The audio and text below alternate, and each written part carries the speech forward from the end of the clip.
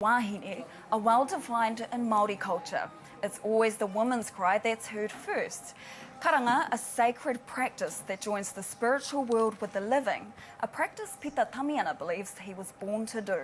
Mr. Tamiana, a gay man, says we're ready for this conversation. So let's begin right now.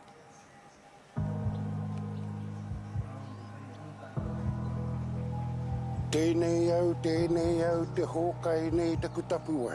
Ko tā te tāne, he whai kōrero. Ko te hōkai nuku, ko te hōkai rani ato, tipu nā tāne nui ara. He whai kōrero anua hau. Māma noho kia hau te mahi tērā mahi. Kari roi hoai nā ke te o te wānana, ko te ke te tuauri, ko te ke te tuate, ko te ke te aro nui. Nari ki te kore, tētahi hei whai kōrero, i runga i tōku marae, wōku marae rā, me te wā whakaike ai mātau, ka hatua hau, ki te whai kōrero. Ka tēteri a paupau a ka papatua nuko, ka puta teira tangata ki te pei au ki te ao marama. Haramai e te toki, haumi e, ui e, taiti e. Pai aki kia hau te mahi taku taha wahine.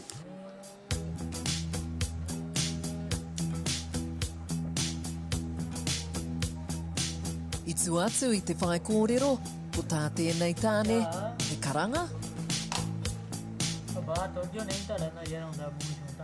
Hara mai roe, hinei runga te kaupapa o te roe.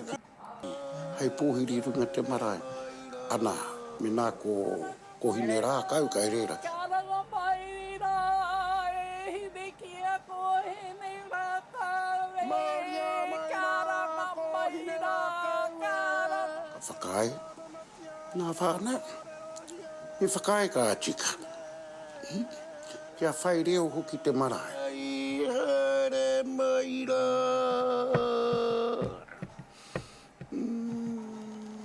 Kui pōhehe tātou kāre te tāne e karana. Ka te ki a kāo, ka karana ke anō te tāne. E karana ke anō ke a kohinerākau.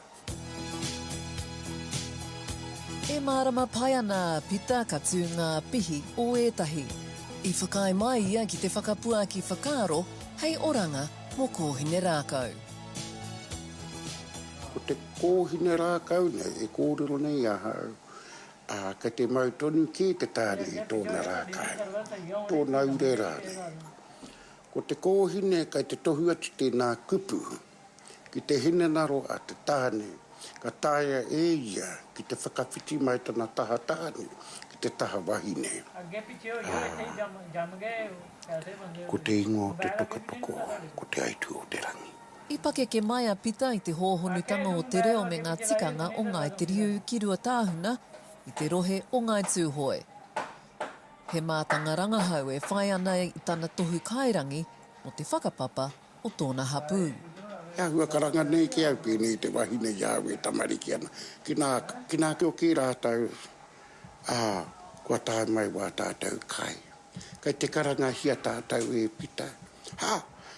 Mea rawa ki ka pita taku māma ka mawata. Kai te karanga ke te rārai waho. Ha mea tau ki taku māma. Hea te mate. Kare tātou mahi tēnā mahi nā tāna mi. Hiki hia tō reo ki runga. Ai. Karana mai rā e hine kia hine. Ia kohinerākau e.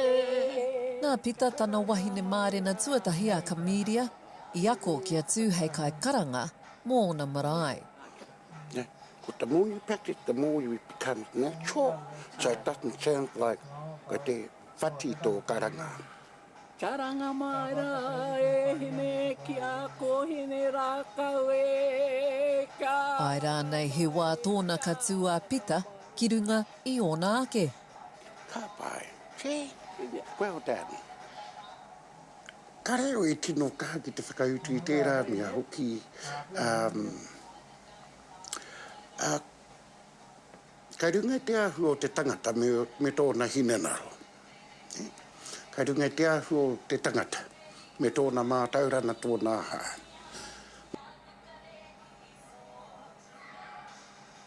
Ko wetahi ka re whakahe. I te mea hoki, kua tangata whenua, kua māro ke te peanuts, ki o tātou tikana ki roto o tūhoi.